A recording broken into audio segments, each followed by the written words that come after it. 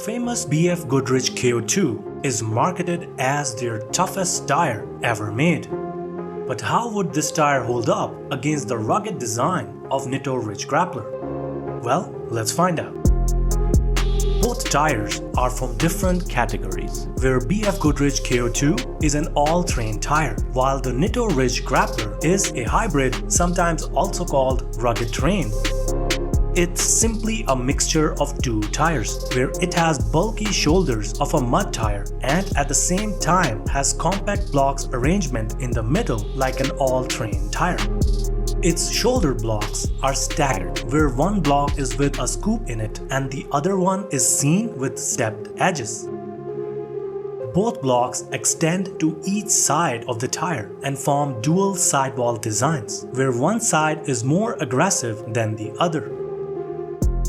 Still, both of them form bulkier lugs compared to KO2. These lugs act as traction scoops and maintains the tire's grip when pressured down off-road, especially on rocky terrains with their flexing sidewalls. But its shoulder blocks does not feature any notches and presents with minimal siping, where on KO2, its weirdly shaped shoulder blocks feature more biting edges in comparison. They are seen with deep incisions and numerous sipes. The BF Goodrich KO2 is also staggered just like the Nitto Ridge, but here smaller scoops and less prominent stone ejectors are seen. And where the KO2 does not make any proper circumferential grooves, in Nitto Ridge, the varying width and length of its shoulder blocks create a clear zigzag longitudinal path of grooves separating the tire's central area. In the middle, the tire features a versatile pattern. It has sharp triangular shaped blocks where the two on the sides have deep incisions in them, and the outer two, like the rest, are seen with rectilinear siping and offset edges on all of its sides. All these blocks also have reinforced foundations underneath, so they make more stepped edges, giving this tire a more biting capability. They also make slanted Z-shaped grooves, so the tire is better able to grip in all directions. On the other side, the BFG KO2 features a more uniform design of interlocking worm-like blocks in the middle. All these blocks have notches and are equipped with deep sipes. These sipes are deeper in comparison, and they go all the way deep down to its thread space, and this divides the blocks further and makes them more independent to move, wiggle or squirm according to the surface they are on. The tire also features triangular-shaped stone ejectors missing in Nitto Ridge. These ejectors are strategically placed between the thread blocks and they help expelling the debris that would otherwise lodge in its less wider grooves. So, which tire performs better off-road? Well, both tires show remarkable performance overall. But the Nitto Ridge Grappler has a little bit of an upper hand here.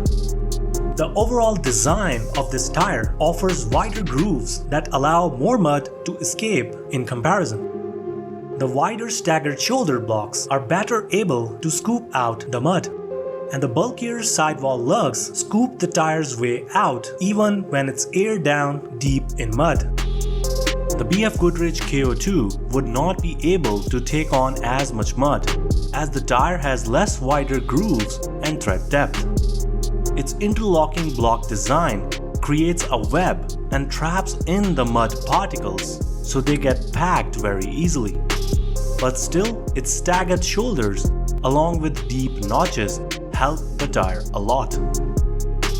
If we talk about rocks, the same interlocking design provides this tire a soup of lateral and circumferential traction, so the tire gets grip from all sides.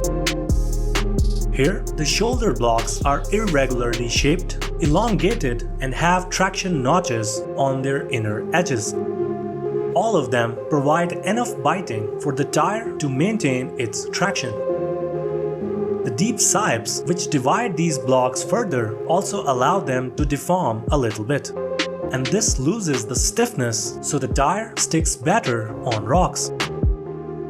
But the tire has a harder compound in comparison. And this, combined with its stiffer sidewalls, the tire lacks a little here as well. The Nitto Ridge Grappler, on the other hand, with its softer silica compound, simply sticks better on rocks. The Z-shaped slanted grooves made out of triangular blocks bite into the surface of the rocks with multiple biting edges. And this is further enhanced with the reinforced foundations under all its central blocks, which allow the tire to hug the rocky surface firmly.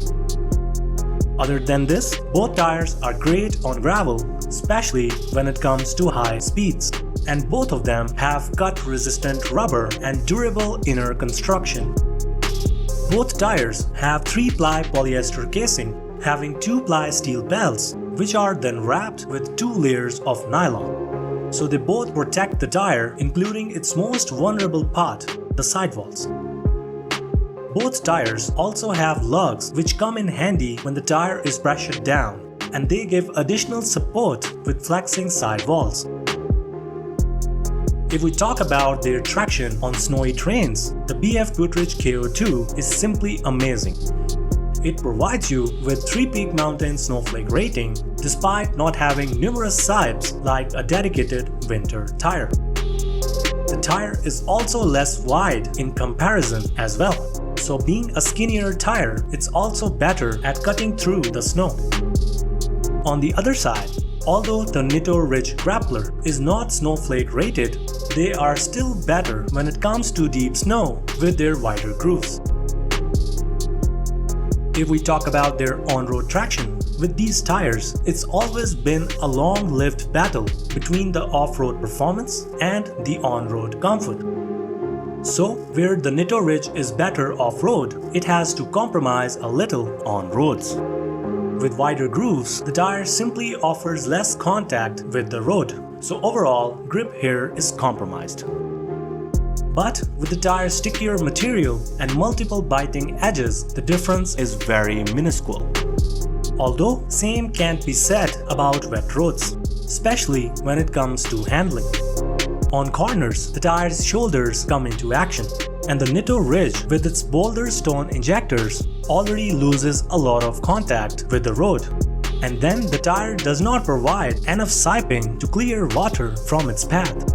Basically, when the tire rolls over the water, the sipe underneath is pressured to remove its air and create vacuum. And this sucks in the water particles, which later gets sprayed out when the tire rolls over.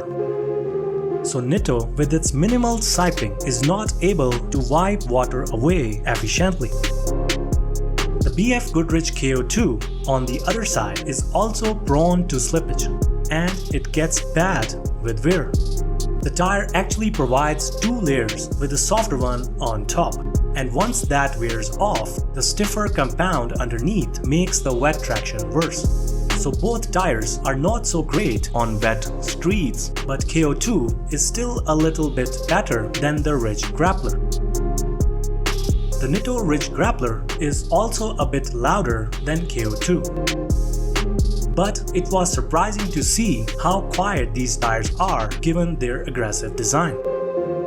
This has to do with its variable pitch technology, where the vigorous variations of angles in its central blocks don't allow the sound waves to sync together and amplify. These tires also weigh a little more on almost all sizes, so the tire would also consume more fuel compared to KO2. If you are wondering, we calculated the average for all of its sizes, and the Nitto Ridge Grappler is 7 pounds heavier on average. And the tire has 97 total sizes, where the BF Goodrich KO2 provides you with 89. So overall, it's pretty safe to say that KO2 is a more on-road oriented tire, while the Nitto Ridge would provide you better traction on tougher terrains. So, what do you think? Do tell in the comments. And please don't forget to subscribe. Till next time.